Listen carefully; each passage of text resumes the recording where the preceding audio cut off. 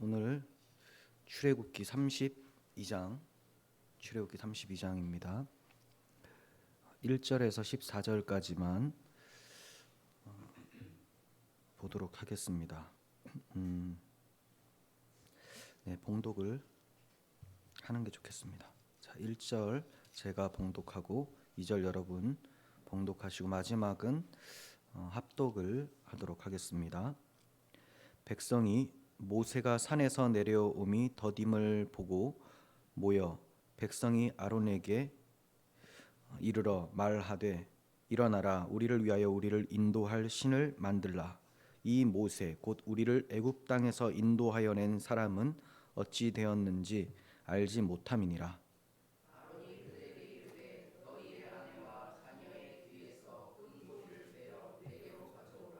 모든 백성이 그 귀에서 금고리를 빼어 아론에게로 가져가매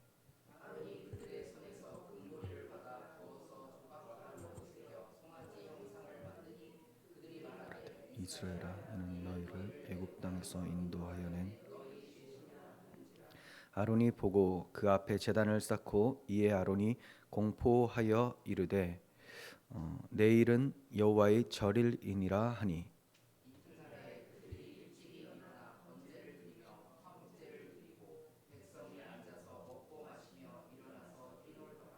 여호와께서 모세에게 이르시되 너는 내려가라. 내가 애굽 땅에서 인도하여 낸 내 백성이 부패하였도다. 그들이 만들고 그것을 예배하며 그것에게 제물을 드리며 말하기를 이스라엘아, 이는 너희를 애굽 땅에서 인도하여 여호와께서 또 모세에게 이르시되 내가 이 백성을 보니 목이 뻣뻣한 백성이로다. 그런즉 내가 하는 대로 들으라. 큰 나라 되게 하리라. 모세가 그의 하나님 여호와께 구하여 이르되 여호와여, 어찌하여 그 큰 권능과 강한 손으로 애굽 땅에서 인도하여 내신 주의 백성에게 진노하시나이까? 어찌하여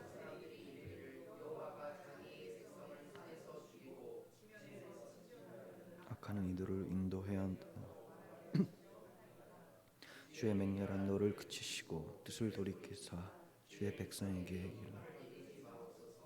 주의 종 아브라함과 이삭과 이스라엘을 기억하소서. 주께서 그들을 위하여 주를 가리켜 맹세하여 이르시기를 내가 너희의 자손을 하늘의 별처럼 많게 하고 내가 허락한 이 온 땅을 너희의 자손에게 주어 영원한 기업이 되게 하리라 하셨나이다.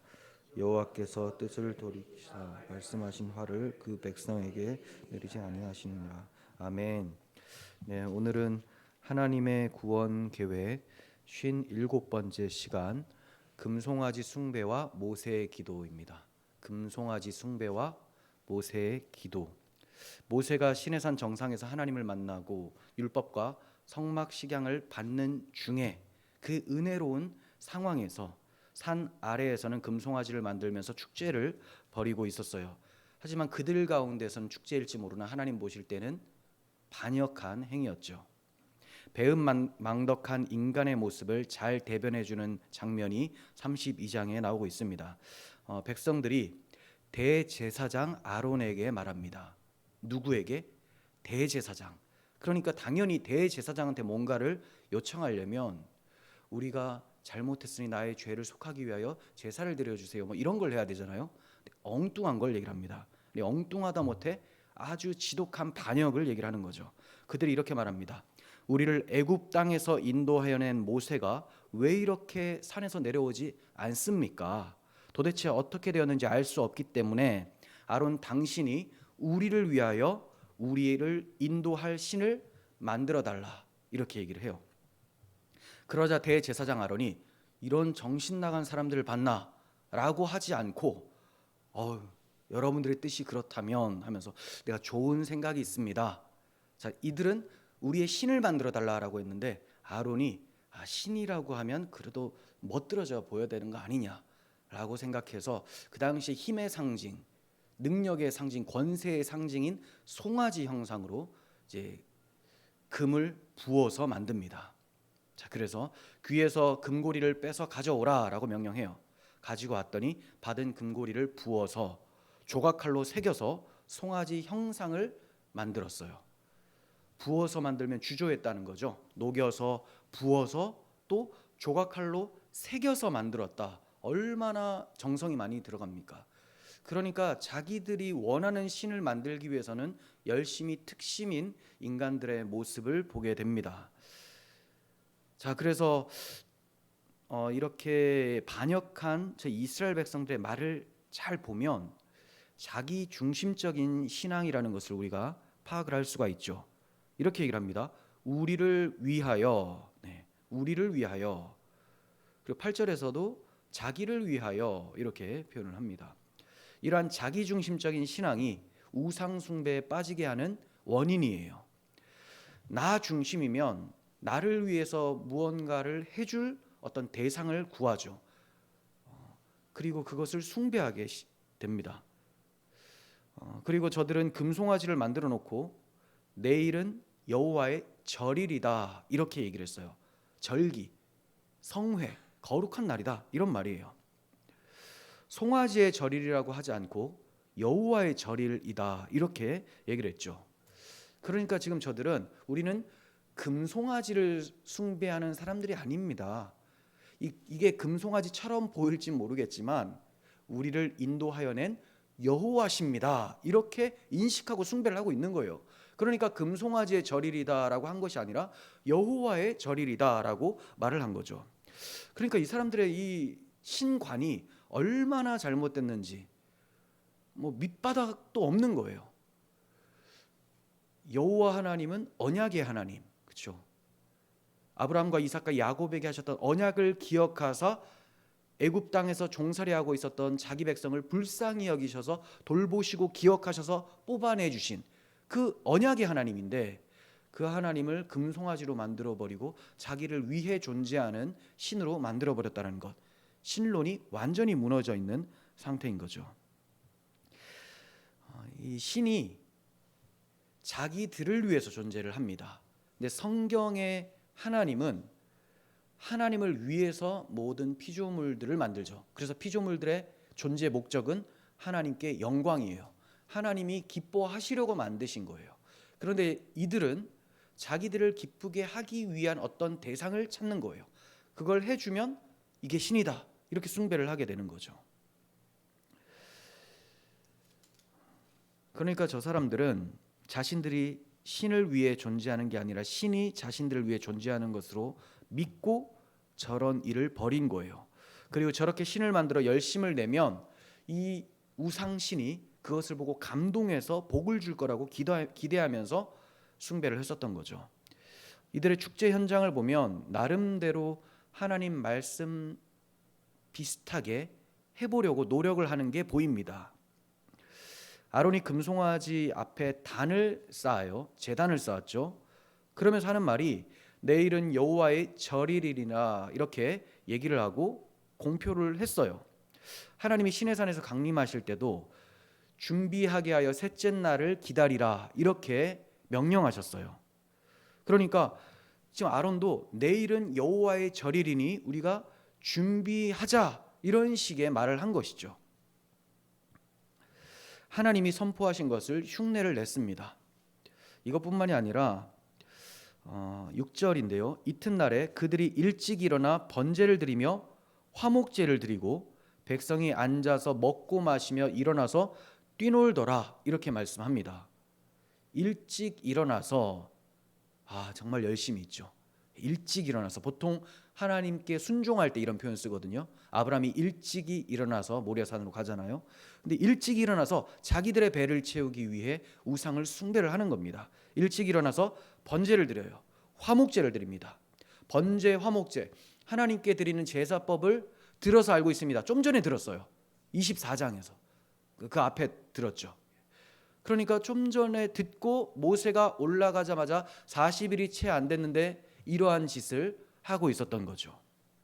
자, 번제 드리고 화목제 드리죠. 백성이 앉아서 먹고 마시며 일어나서 뛰놀더라.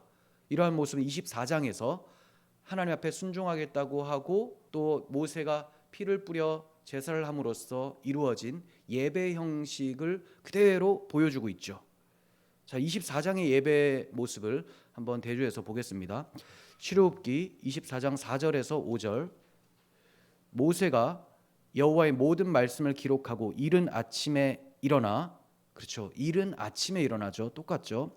산 아래 제단을 쌓고 이스라엘 12지파대로 12기둥을 세우고 이스라엘 자손의 청년들을 보내어 여호와께 소로 번제와 화목제를 드리게 하고 하나님이 이스라엘 자손들의 존귀한 자들에게 손을 대지 아니하셨고 그들은 하나님을 뵙고 먹고 마셨더라. 네. 하나님을 뵙고 먹고 마셨다. 저들도 앉아서 먹고 마시며 일어나서 뛰놀더라. 이렇게 얘기를 하죠. 또 제단 쌓았죠. 일찍 일어났죠. 번제와 화목제를 드렸어요.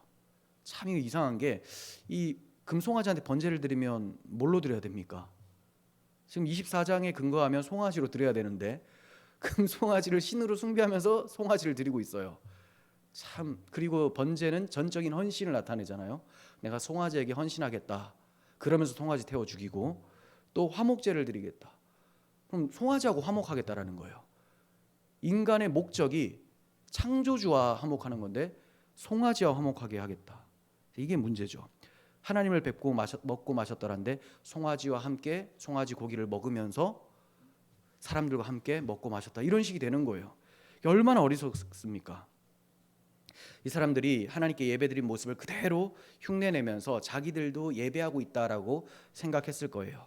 예배 대상만 다르지 용어와 행위는 같았습니다. 예배 대상이 언약의 하나님이 아니라 단지 자신들을 위해 존재하는 우상신으로 바꾸었던 것, 이것만 다르다는 거죠. 자, 이렇게 자기 중심으로 자기의 복을 위해서 예배하고 자기 신을 만들고 이러한 신앙의 결과가 북이스라엘의 첫 번째 왕 여로보암의 신앙의 기초가 됩니다. 여로보암이 베델에 제단을 세워서 여기서 드려도 된다 라고 하죠. 예루살렘으로 가지 마라. 아무 때서나 그냥. 그리고 기복주의 신앙을 가지면서 북이스라엘 전파를 합니다.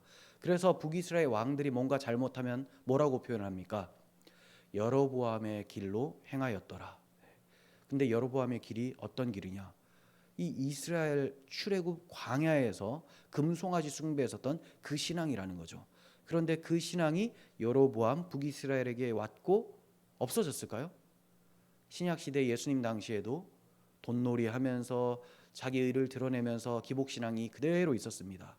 그리고 지금 종교개혁이 일어난 이후에 개신교에도 이게 찾아와 있죠. 그래서 우리 개신교는 오직 예수 그리스도의 십자가 공로를 자랑하며 믿음으로 구원함을 받는다. 이걸 자랑하면서 이제 종교개혁을 일으켰는데 믿음은 온데간데 없고 그리스도의 십자가의 복음은 온데간데 없고 저분 믿으면 내가 잘 살겠지 이런 신앙으로 전락해버린 거예요. 타 종교에 희석화되어 버렸어요. 하나님이 왜 애굽 사람들로부터 이스라엘 백성들이 나올 때 은과 금 폐물을 받아 나오게 하셨는지 아십니까? 말씀을 드렸었던 기억이 있는데 이거 받아서 첫 번째는 너희들을 이렇게 뭐라고 합니까? 이 장식하라, 치장하라. 치장 어떤 그 단어인지 지금 기억이 안 나요. 너희들 꾸미라. 이렇게 말씀하셨던 것 같아요. 그러면 이게 내가 이제 예수 믿으니까 이게 잘 살게 되는 거구나. 하나님 믿으면 금은 보화가 많이 생기는구나. 이렇게 이해하시면 안 돼요. 출애굽한 하나님 백성이 지금 예전에는 430년 동안 종살이하던 허물과 죄로 죽었던 비참한 상태였는데 이제 왕후의 지위로 앉혀주셨다라는 영광스러움을 나타내 주시기 위해서 금, 은으로 치장을 하게 하신 거예요. 내가 이렇게 왕후의 자리로 앉혀놨더니 너희가 또 다시 나를 배신했다라는 것이 에스겔 16장에 나오게 됩니다. 자, 그래서 하나님의 구원하신 그 은혜로 만들어진 백성이 얼마나 영광스러운가, 교회의 영광스러움을 나타내는 것이 금으로 장식한 거였어요. 근데 이것으로 끝이 아닙니다. 여러분, 교회가 이렇게 영광스럽다라는 것을 어떻게 알 수 있냐면 그리스도의 십자가 복음을 통해서 알게 되죠. 복음에 나타난 하나님의 의가 얼마나 놀라운지를 통해서 교회가 영광스러워지는 거예요. 그래서 교회들이 하나님 앞에 나아가서 입는 옷이, 영광스러운 옷이 뭐냐? 그리스도의 피 뿌린 세마포 옷이죠. 그리스도의 피 뿌린 옷이라는 거예요. 복음이 영광입니다. 자, 그렇다면 이스라엘 백성들이 은금을 치장하고 나왔어요. 그럼 이거 가지고 뭐 해야 되냐? 이것은 나를 꾸미기 위함이 아니라 하나님의 영광을 드러내는 것이었습니다 하며 고백하며 만들어야 될 것, 그게 바로 성막입니다. 성막. 그래서 성막은 은과 금으로 다 만들어집니다. 그걸 통해서 예수 그리스도의 인격과 사역, 복음을 나타내기 위해서 은금 패물을 주셨던 거예요. 그런데 지금 이들이 뭐 하는 데 쓰고 있습니까? 금송아지 만들 때 쓰고 있는 거죠. 자기를 위해서 용도를 제멋대로 설정을 한 거예요. 하나님이 주신 용도 외에 다르게 사용하는 것은 죄가 됩니다. 특히 하나님께서 정확한 용도를 알려주시고 사용 방법까지 알려주셨다면 그것을 잘못 사용한다면 엄청난 큰 죄가 되겠죠. 변명의 여지가 없습니다. 그렇다면 하나님께서 용도를 주시고 또 사용 방법까지 말씀해 주신 것은 어떤 게 있을까요? 분명하게 말씀드릴 수 있는 것은 성경이에요. 성경은 너희의 구원을 위함이고 하나님께 영광을 위함이다. 그리고 이 성경을 해석하는 방법도 가르쳐 주셨어요. 그러니까 이제 용도 같은 경우는 요한복음 20장 31절에 오직 이것을 기록하면 너희로 예수께서 하나님의 아들이신 것과 뭐 이런 이제 말씀이 나오죠. 그리고 구원하기 위함이다. 영생을 주려 함이다. 그리고 이제 사용 방법 같은 경우는 요한복음 5장 39절에서 이 성경이 곧 내게 대하여 증거하는 것이다. 이렇게 말씀해요. 누가복음 24장 44절에서도 모세의 글과 선지자의 글과 시편의 나를 가리켜 기록된 모든 것이 이루어져야 한 것이 이것이다. 십자가와 부활이다. 이렇게 말씀하셨어요. 그러니까 성경의 용도는 구원함, 하나님께 영광이고 이것을 그대로 용도대로 사용하기 위해서는 사용 방법이 있어야 되는데 그 사용 방법이 그리스도 중심적 구속사적 해석으로 복음을 봐야 된다는 거죠. 복음을 봐야 된다. 근데 이 성경을 용도대로 사용하지 않으면 어떻게 되느냐? 자기 멋대로 해석을 하고 이렇게 예배하면 되지, 이렇게 하는 것을 하나님은 기뻐하실 거야, 이게 신자의 삶이야, 자기 나름대로 정리해버려요. 그리고 이렇게 하는 것이 예배다 하면서 예배도 자기 마음대로 드리게 됩니다. 그리스도를 의지하지 않고 자기 열심으로 나와서 예배하고, 이걸 가리켜서 금송아지 우상숭배라고 하는 거죠. 그러니까 기독교 이름이 붙어 있다 하더라도, 교회에서 예배를 드린다 하더라도 다 예배가 아닐 수 있다는 거죠. 참 암담하고 참담한 현실입니다. 하나님께서는 이렇게 금송아지 우상 숭배의 위험을 아셨기 때문에 성막을 만들라고 하실 때도 내가 내게 명령한 대로 만들어라 이렇게 말씀하셨어요. 그래서 명하신 대로 다 지어졌다라는 표현들이 성막을 지을 때 많이 나옵니다. 명령하신 대로 지어졌다. 명령하신 대로 성경을 해석하며 명령하신 대로 신앙생활을 하고 계십니까? 우리 교회는 하나님께서 명하신 대로 지어져 가고 있습니까? 명하신 대로 지어진 성막은 성전 되시는 그리스도를 의미합니다. 그러므로 아무리 겉으로 화려하고 부유한 교회일지라도 그리스도를 왜곡하여 전한다면, 또 그렇게 믿고 예배하고 있다면 금송아지 위에 세워진 교회가 되는 거예요. 교회는 반석 위에 세워지죠. 예수 그리스도라는 반석. 하지만 성경대로 하지 아니하면 금송아지 위에 세워진 여러보암 기독교가 되어버리는 겁니다. 하나님은 시내산 위에서 모세에게 내 형 아론을 위하여 거룩한 옷을 지어 영화롭고 아름답게 하라고 말씀하고 계셨는데, 정작 아론은 무슨 짓을 하고 있었습니까? 하나님을 반역하는데 1등 공신되고 있었던 거예요. 대제사장이 이 모양 이 꼴이고 또 그런 사람이 제사를 드리니 올바른 제사가 되겠습니까? 이스라엘 백성 전체의 제사가 부패해지고 저들의 신앙이 완전히 타락을 해버리죠.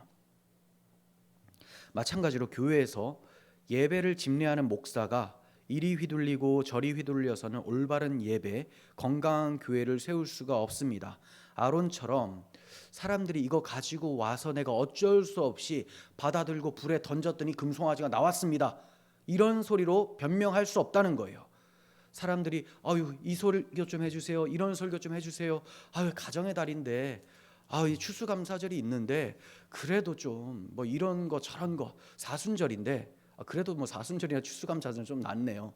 네, 가정의 달인데 뭐 가정의 달밖에 생각이 안 납니다. 또 뭐가 있습니까?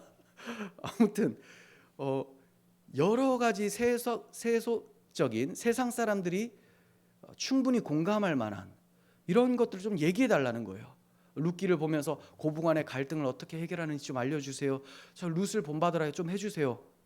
그렇게 해도 또 안 할 거잖아요. 그런데 또 해달래요. 그러니까 그렇게 하기 위해서는 나를 위해 피 흘려 죽으신 예수 그리스도 사랑을 알 때 그 어머니를 공경하게 되고 섬기게 되죠. 근데 그건 싫다는 거예요. 맨날 똑같은 얘기 말고, 어려운 얘기 말고, 좀 성경 안 보면서 성경적인 얘기 좀 해달라고. 성경 안 보면서. 왜냐하면 성경 연구하면 힘들잖아요. 이거 뭐 한 절 한 절 공부하는 거 얼마나 어렵습니까? 그런 거 말고 그냥 가만히 앉아서 덕담처럼 좀 듣고 싶습니다. 물론 그런 분들은 우리 교회에 한 명도 없어요. 설교를 들어보고 대부분 오시고, 또 오시기 전에 전도를 하셨다면 전도하는 그 전도자가 아주 성경을 많이 가르치고 나서 그가 성경 이렇게 보는 거구나 하고 오기 때문에 뭐 이질감이 많이 없는 편이에요.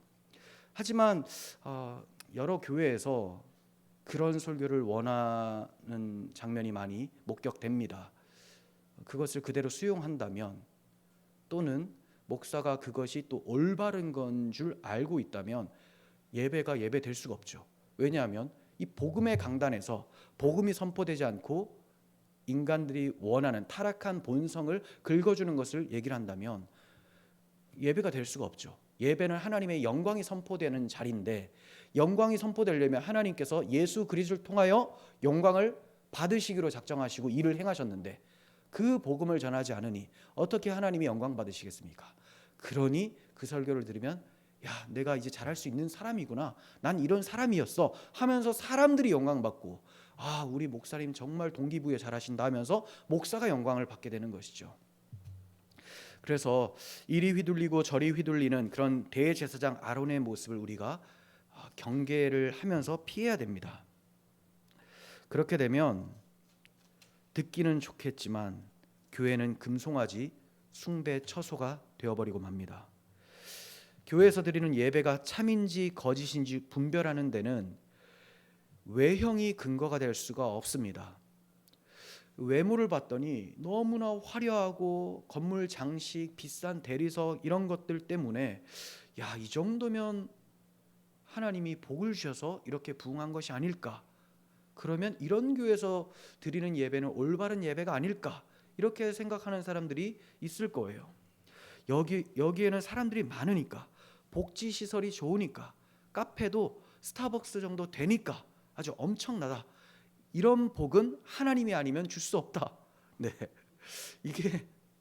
이거 예수님한테 마귀가 이런 거 줄 수 있다고 했거든요. 마귀가 줄 수 없는 게 아니라 줄 수 있어요. 하나님께서 그런 것들을 허용하셨어요. 그래서 그런 걸 좋아하는 사람들은 그리로 가도록, 무서운 말입니다. 그런 걸 좋아하는 사람들은 그리로 가도록 내버려 두시고, 하나님의 백성 그것을 싫어하고 하나님의 말씀을 좋아하도록 만들어 주셨다라는 거죠. 그래서 이러한 현상들이 계속 일어납니다. 예배가 뜨거우니까, 성가대가 화려하니까, 그러면 제대로 된 예배를 드릴 것이다. 외형이 예배 기준이며 근거라고 볼 수가 없는 이유는, 하나님은 눈에 보이지 않으시는데 눈에 보이는 외적인 것으로 하나님께 드리는 예배를 평가한다라는 것이 올바르지가 않다는 거예요.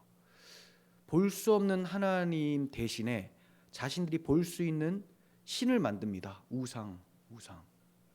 뭔가 시그니처 같은 거, 상징적인 것을 뭔가를 만든다는 거죠.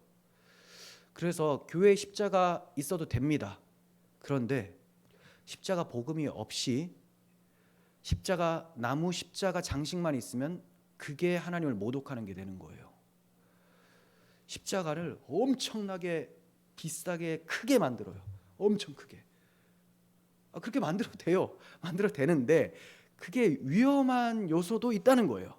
왜냐하면 그런 걸 보면 인간은 뭔가 숭배하고 싶은 마음이 생긴다는 거죠. 강대상이 엄청나게 좋아요. 여기도 좋아요. 이것도 좋은데 좋으면 안 된다는 게 아니에요. 극단적인 사람은 아닙니다, 여러분.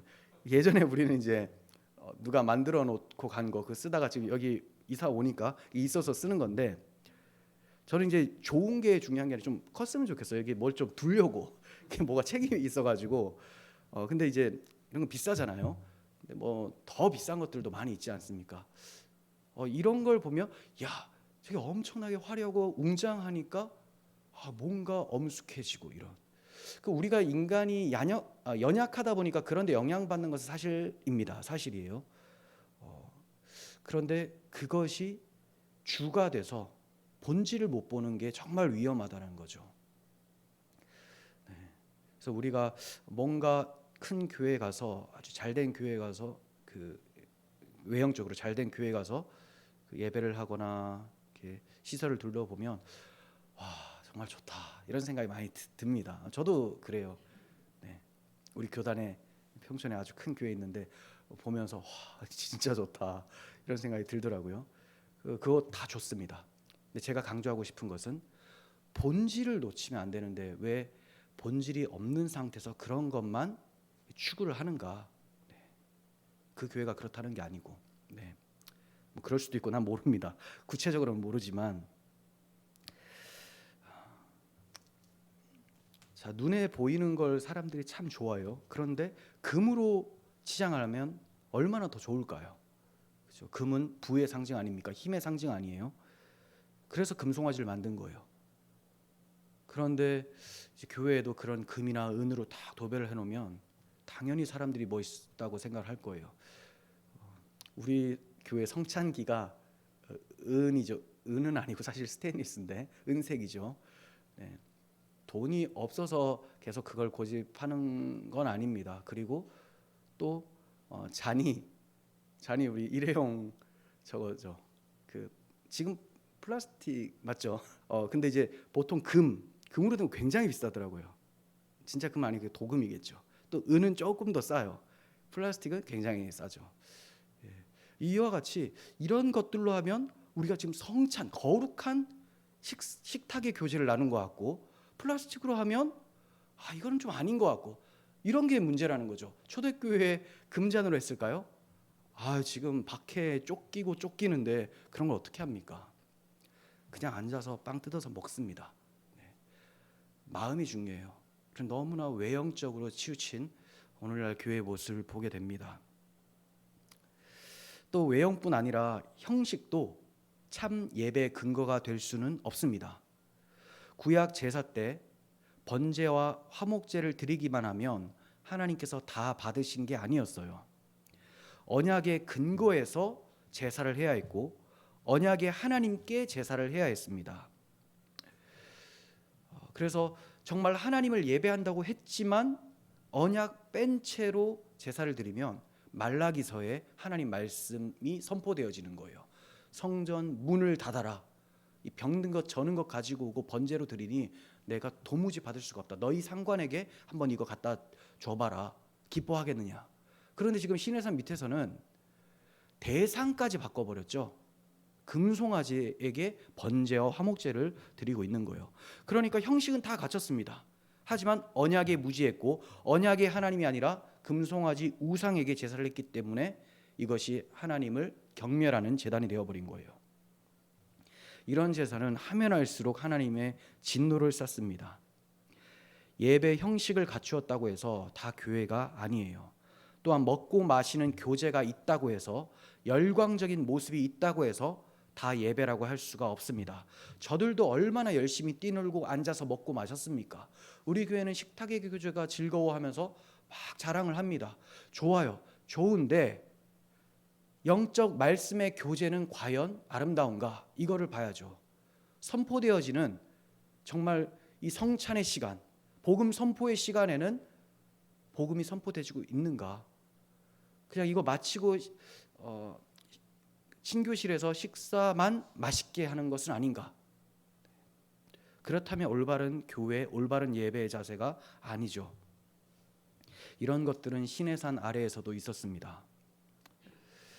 참 제가 이런 비판적인 얘기를 잘 안 하고 싶은데 오늘 본문이 좀 그것을 강조하고 또 오늘날 교회 현실을 보면 이걸 그냥 묵과할 수는 없는 노릇이라서 마음이 답답하고 아픕니다. 참 교회와 거짓 교회의 구별은 하나님의 말씀이 올바로 선포되고 있는가로 알 수가 있습니다. 만일 하나님의 말씀이 왜곡된다면 교인들의 입술로 우리 주님은 예수님입니다라고 고백을 하더라도 그 예수는 사실 하나님의 아들 예수가 아니라 금송아지의 다른 이름일 뿐이라는 거죠. 그러므로 올바른 말씀 선포는 너무나 중요합니다. 목회자는 말씀 연구에 전심전력을 다해야 돼요. 아니라여 게으르면 영적으로 퇴보하며 아론처럼 진노를 쌓는데 앞장서게 되는 것이죠.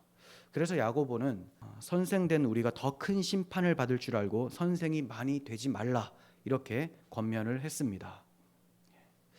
자, 7절을 봅니다. 여호와께서 모세에게 이르시되 너는 내려가라. 내가 애굽 땅에서 인도하여 낸 내 백성이 부패하였도다. 내 백성이 부패하였다. 내 백성, 모세 너의 백성이라고 하나님이 선을 그어버리시죠. 이런 짓을 하는데 어떻게 내 백성이겠느냐라고 말씀하시는 거예요. 왜냐하면 저들이 하나님께서 명령하신 길을 속히 떠나서 자기들을 위하여 금송아지를 만들고 그것을 예배하며 금송아지가 자신들을 애굽 땅에서 인도하여 낸 자신들의 신이라고 외쳤기 때문입니다. 그러면서 또 정확하게 뭐라고 외쳤느냐? 이스라엘아, 우리를 애굽 땅에서 인도해 낸 신이다 이래요. 이스라엘아. 이스라엘이 얼마나 영광스러운 이름이에요.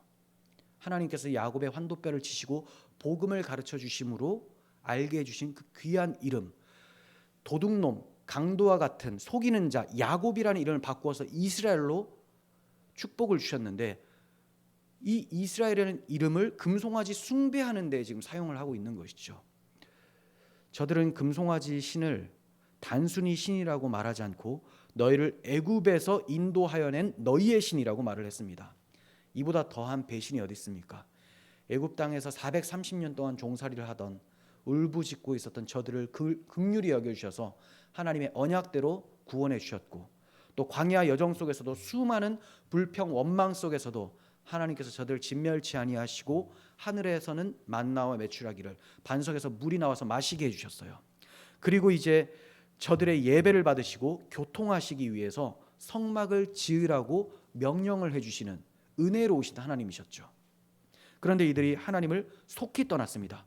너무나 빨리 떠나버렸어요. 40일이 되었을 때. 십계명을 말씀하셨을 때 여호와의 모든 말씀을 우리가 준행하리이다라고 대답을 했는데 그새를 못 참고 1, 2, 3계명을 정면으로 파기했습니다. 나 외에 다른 신을 두지 말지라. 우상을 만들지 말고 절하지 말고 섬기지 말라. 여호와 이름을 망령되게 부르지 말라. 1, 2, 3계명을 정면으로 반박했죠. 파기했어요. 그러면 나머지 계명은 괜찮으냐? 나머지 계명도 싹 다 어긴 겁니다.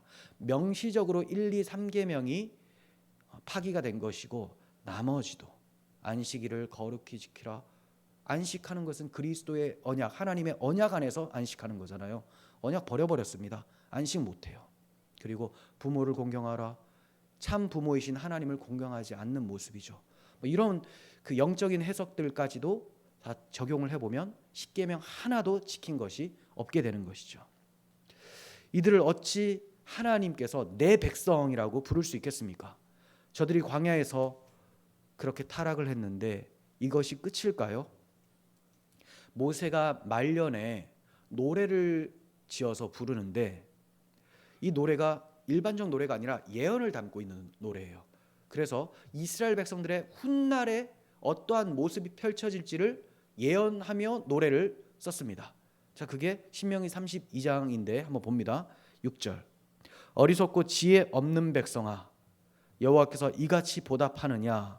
그는 내 아버지시요 너를 지으시니가 아니시냐? 그가 너를 만드시고 너를 세우셨도다. 옛날을 기억하라. 역대 연대를 생각하라. 너희를 보호하시고 인도하시고 구원하신 그 하나님을 한번 생각해 보라는 거예요. 그런데 너희들이 어떻게 되느냐? 15절. 그런데 여수르니, 이스라엘의 별명입니다. 기름짐에 발로 찼도다. 기름짐에 가나안 땅 들어가서 등 따시고 배부르고 이제 모든 것이 풍족하니 하나님을 발로 차버렸다. 언약을 짓밟았다는 거죠. 내가 살찌고 비대하고 윤택함에 자기를 지으신 하나님을 버리고 자기를 구원하신 반석을 업신여겼도다. 그러니까 광야 40년 동안에도 무수한 반역을 했는데 약속의 땅에 들어가서도 반역하게 될 것을 모세가 예언적으로 선지자적으로 알게 되었을 때 모세의 심정이 어땠을까요? 지금 금송아지 숭배했을 때도 너무나 고통스럽게 아프고 화가 났었는데 저들의 미래까지 보니 답이 없는 거예요. 야, 이 노래 지었을 때는 2세대입니다. 지금 1세대고 1세대가 지금 이런 짓을 하고 있는 것이고 2세대는 좀 더 낫겠지 했는데 하나님께서 보여주신 것은 또다시 반역이라는 거예요. 모세의 마음이 미어지죠. 그런데 모세의 마음은 누구의 마음을 대변하는 겁니까? 하나님의 마음이죠. 예수 그리스도의 마음입니다. 하나님이 저들을 보면서 얼마나 마음이 아프십니까?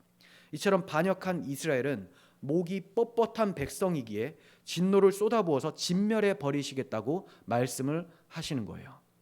그러자 모세가 하나님 앞에 간절히 기도를 합니다. 11절부터 모세의 기도가 나와요. 여호와여, 어찌하여 그 큰 권능과 강한 손으로 애굽 땅에서 인도하여 내신 주의 백성에게 진노하시나이까? 자, 모세가 기도를 시작하면서 하나님께 묻습니다. 사실 하나님의 마음을 좀 돌리기 위해서 이런 얘기를 하는 거예요. 그런데 모세가 하나님께 기도를 할 때 호칭을 여호와여라고 하죠. 평상시도 여호와라고 하는데 여기에서 여호와라고 할 때는 더 눈여겨볼 필요가 있습니다. 여호와라는 단어는 그 호칭은 언약과 결부된 하나님의 성호예요. 언약과 결부된. 그래서 하나님께서 모세를 부르시고 모세를 사용하셔서 저들을 언약대로 구원해 내실 때 그때 말씀해 주셨던 이름이 여호와였습니다. 그러니까 지금 모세는 언약의 하나님을 강조하며 여호와여라고 부르고 있는 거죠.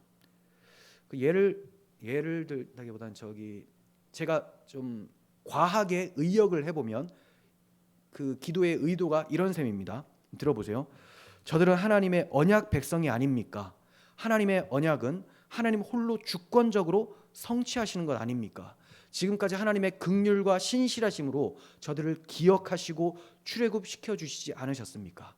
그런데 저들을 포기하신다면 하나님의 언약이 어떻게 되는 것입니까? 또한 애굽에서 10가지 재앙으로 큰 권능을 베푸셔서 온 세상에 선포하셨던 그 하나님의 권능이 저 사람들이 봤을 때 자기 백성을 능력이 없어서 포기하셨다고 비난하면 어떻게 됩니까? 그러니 하나님 자신의 영광을 위해서라도 주의 백성을 용서해 주시옵소서. 이런 의미가 들어있는 거예요. 제가 상상의 나래를 펼치는 것 같습니까? 그 이후에 모세의 기도를 보면 이것이 들어있는 거예요. 그래서 여호와여라고 부를 때는 이러한 의미를 생각하면서 언약을 생각하면서 그가 하나님께 부르짖고 있는 것이죠. 자, 12절. 어찌하여 애굽 사람들이 이르기를 여호와가 자기 백성을 산에서 죽이고 지면에서 진멸하려는 악한 의도로 인도하여 냈다고 말하게 하시려 하나이까? 주의 맹렬한 노를 그치시고 뜻을 돌이키사 주의 백성에게 이 화를 내리지 마옵소서. 앞서 설명한 것과 비슷하죠. 네. 하나님의 이름을 위해서 간구하고 있습니다. 첫 번째는 언약을 근거로 기도를 하고 하나님께 뭔가 요청을 하려면 언약이 수반되어야 돼요. 그리고 기도하는 이유가 하나님의 이름을 위해서라는 거죠. 민수기에서도 비슷한 기도를 합니다. 14장 15절. 이제 주께서 이 백성을 하나같이 죽이시면 주의 명성을 들은 여러 나라가 말하여 이르기를 여호와가 이 백성에게 주기로 맹세한 땅에 인도할 능력이 없었으므로 광야에서 죽였다 하리이다. 네, 하나님의 영광, 하나님의 이름이 얼마나 모독을 받습니까? 그러니 하나님의 이름을 위하여서라도 하나님 저들을 용서해 주시고 이끌어 주시옵소서, 이렇게 간구를 하고 있는 거예요. 참 귀한 기도죠. 모범적인 기도를 보여주고 있어요. 자, 그리고 13절까지도 기도가 이어지는데, 주의 종 아브라함과 이삭과 이스라엘을 기억하소서. 네, 제가 주장했었던 것이 실현이 되고 있죠. 여호와여라는 것이 언약의 하나님 호칭인데, 주의 종 아브라함, 이삭, 이스라엘을 기억해 달라는 것은 그들에게 해주셨던 메시아 언약을 기억하사, 네, 일방적인 언약, 주권적인 언약이에요. 이 언약을 기억해 주시옵소서. 주께서 그들을 위하여 주를 가리켜 맹세하여 이르시기를 내가 너희의 자손을 하늘의 별처럼 많게 하고 내가 허락한 이 온 땅을 너희 자손에게 주어 영원한 기업이 되게 하리라 하셨나이다. 하나님께서 아브라함, 이삭, 야곱에게 이렇게 자손도 주시겠다, 땅을 주시겠다라고 말씀하셨는데, 이들을 진멸하면 아브라함의 자손 메시아가 올 수 있습니까? 하나님, 그러니 하나님께서 진노를 돌이키시고 용서해 주세요, 이렇게 기도를 하고 있죠. 그러니까 모세는 언약을 근거로 기도하고 있고, 또 하나님의 주권과 하나님의 능력, 하나님의 이름의 영광을 위해서 기도를 하고 있습니다. 이것이 성경적인 기도예요. 이것은 하나님의 영광을 위한 기도이기 때문에 당연히 하나님의 뜻대로 하는 기도가 됩니다. 하나님의 뜻대로 하는 기도는 반드시 응답을 받죠. 그러니까 하나님의 뜻이 불분명한 내 사사로운 개인적인 기도는 우리가 확신하기가 어려워요. 그런데 성경에서 이건 하나님의 뜻이다라는 것이 바로 하나님의 권능, 하나님의 이름, 하나님의 언약을 근거해서 기도를 하는 것이죠. 그렇다면 반드시 응답이 되어지는 거죠. 그래서 모세의 기도를 들으시고 하나님께서 화를 내리지 않으셨습니다. 그런데 풀어야 할 문제가 생깁니다. 용서해 주세요라고 간구한다고 해서 용서가 되는 게 아니죠. 그렇게 용서를 해주시면, 죄를 지었으면 죄의 정당한 보응을 하셔야 되는 하나님의 공의가 어떻게 됩니까? 공의에 문제가 생기는 거예요. 그래서 하나님 잘못했는데 용서해 주세요. 알았어, 용서해 줄게. 이럴 수는 없어요. 반드시 죄값을 물어야 돼요. 잘못을 저지른 이 사람들이나 아니면 용서해 주세요라고 했었던 모세든지. 근데 또 모세는 죄인이에요. 그렇죠? 모세도 죄인이에요. 아무리 착하게 살아도 태어날 때부터 죄인이니까. 그러니까 모세의 기도를 들으시고 용서해 주신다? 도대체 무슨 이야기냐 이게. 모세의 기도를 보면 자신이 이스라엘 백성의 죄를 대속하겠다는 식으로 표현을 합니다. 그러니까 거저 용서해 달라는 건 아니고 죄값을 제가 대신 받겠습니다라는 것처럼 이제 기도를 해요. 출애굽기 32장 31절, 모세가 여호와께로 다시 나아가 여짜오되, 모세가 산에 내려가서 봤더니 아주 진짜 금송아지 숭배하고 난리가 난 거예요. 그래서 이제 다시 하나님께서 진멸하려고 하실 때 중보 기도를 하고 있는 거예요. 슬프도소이다. 이 백성이 자기들을 위하여 금신을 만들었사오니 큰 죄를 범하였나이다. 그러나 이제 그들의 죄를 사하시옵소서. 그렇지 아니하시오면 원하건대 주께서 기록하신 책에서 내 이름을 지워버려 주옵소서. 이게 지금 떼쓰는 게 아니라 하나님이 공의로운 하나님이라는 것을 알고 있어요. 네. 그리고 용서를 해달라고 해요. 용서는 반드시 대가가 필요하다라는 것을 알고 있죠. 그런데 모세가 자기 목숨을 대신해서 기도를 한다고 해서 죄 지은 자들에 대한 하나님의 진노가 누그러뜨려질 수 있느냐, 그 문제를 한번 생각해 봐야 되는 거죠. 제가 좀 전에도 모세가 죄인이라고 말씀을 드렸어요. 그가 한 기도는 단순히 목숨을 담보로 한 기도가 아니었습니다. 그렇다면 하나님께서 어차피 너도 네 행실을 보면 생명책에서 이름이 지워져야 돼, 이런 대답이 나오게 되는 거예요. 그러니까 모세는 단순히 자기 목숨을 담보로 하는 기도가 아니라 그 이상의 의미를 담고 기도를 했다는 거예요. 자신이 오실 메시아의 모형이라는 것을 알고 기도를 했습니다. 그래서 앞으로 오실 메시아께서 자신뿐 아니라 자기도 구원받아야 되고 구약의 백성들의 죄도 다 대속하여 용서해 주실 것을 확신하며 기도를 했었던 거예요.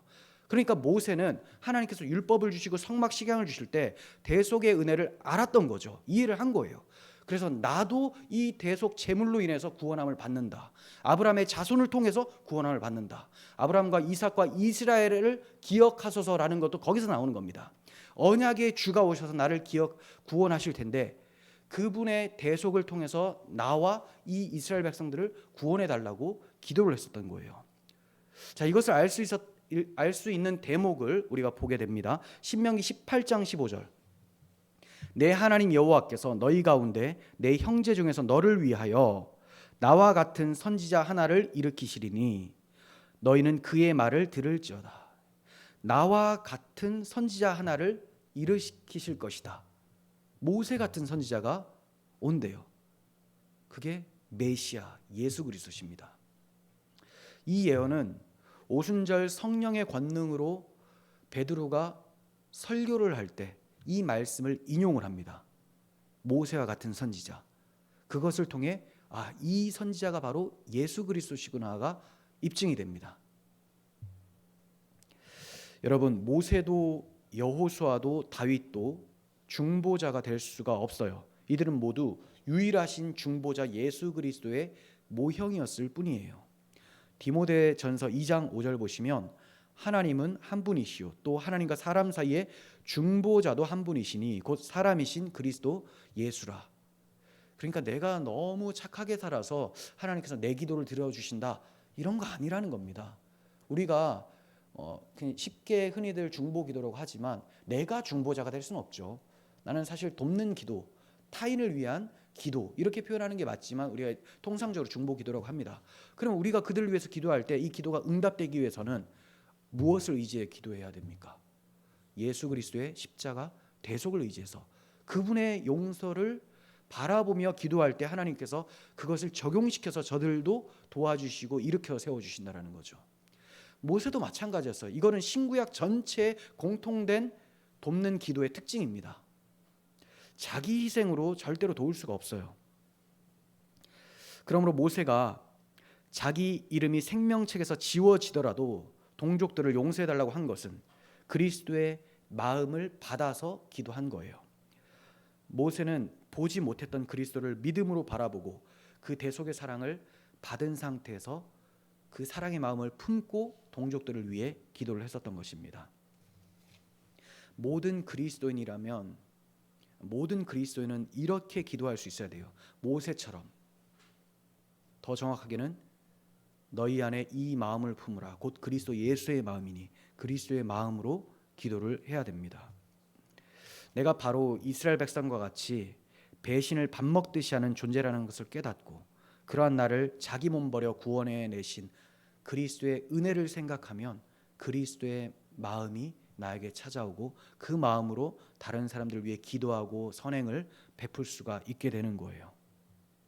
신구약의 모든 믿음의 조상들은 이 은혜를 알고 행했습니다.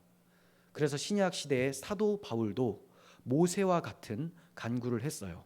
로마서 9장 3절 나의 형제 곧 고륙의 친척을 위하여 내 자신이 저주를 받아 그리스도에게서 끊어질지라도 원하는 바로다. 정말로 끊어지고자 해서 이런 말을 한 겁니까? 아니죠. 내가 그리스도의 마음을 품으니 나의 구원보다 너희들의 영혼 구원이 더욱더 소중하게 느껴진다. 내가 지옥 가도 괜찮다라는 게 아니에요. 하지만 이 영혼 사랑에 대해서 그리스도의 마음을 품었기 때문에 이러한 기도를 할 수가 있습니다. 그리고 그들을 위해 간구할 때 그는 항상 그리스도를 의지하며 간구를 했었던 것이죠.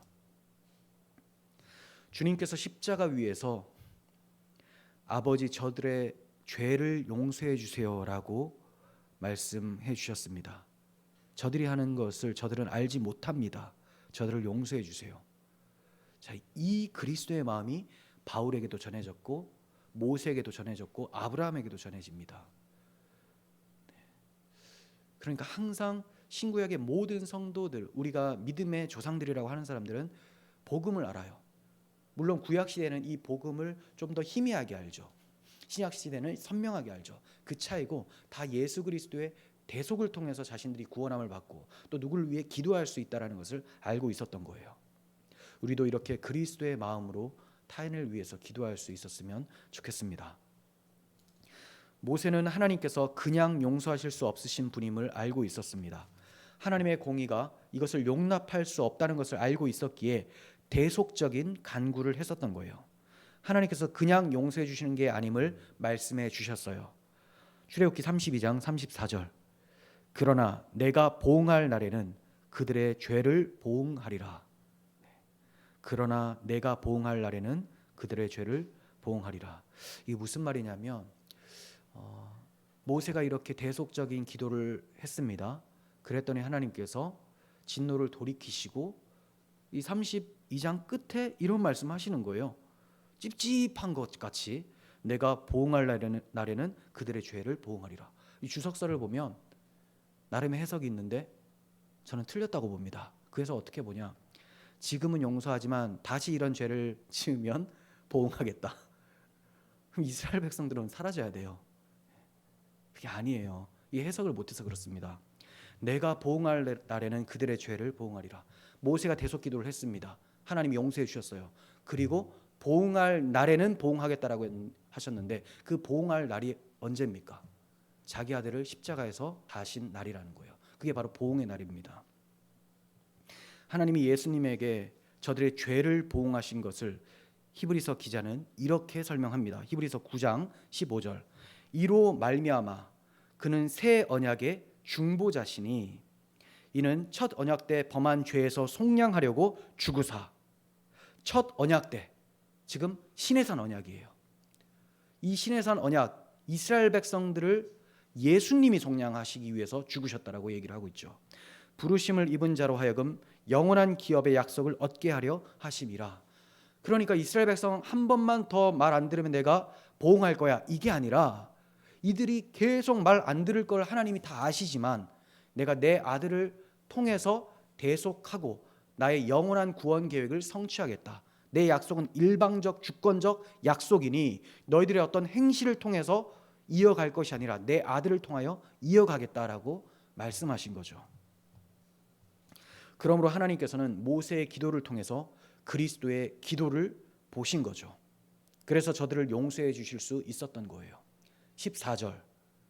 여호와께서 뜻을 돌이키사 말씀하신 화를 그 백성에게 내리지 아니하시니라. 저들의 죄값을 그냥 용서해 주신 게 아닙니다.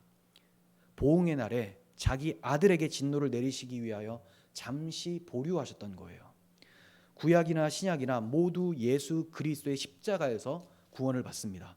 그래서 이 복음은 모든 인류와 모든 시대를 초월한 기쁜 소식이 되어지는 거예요. 금송아지 숭배와 같은 자기중심적 신앙, 또 자기중심적인 예배에서 벗어나 하나님 중심적인 그리스도 의지하여 예배하는 참된 예배가 되었으면 좋겠습니다.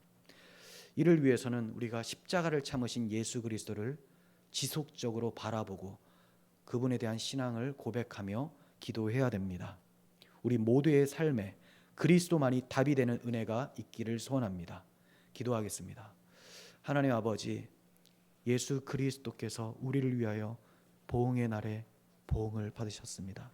이제 우리에게 그 진노가 물러가고 모세가 그토록 원했었던 구원이 이제 우리에게도 적용되어 하나님을 아버지라고 하며 참된 예배를 드릴 수 있게 되었습니다.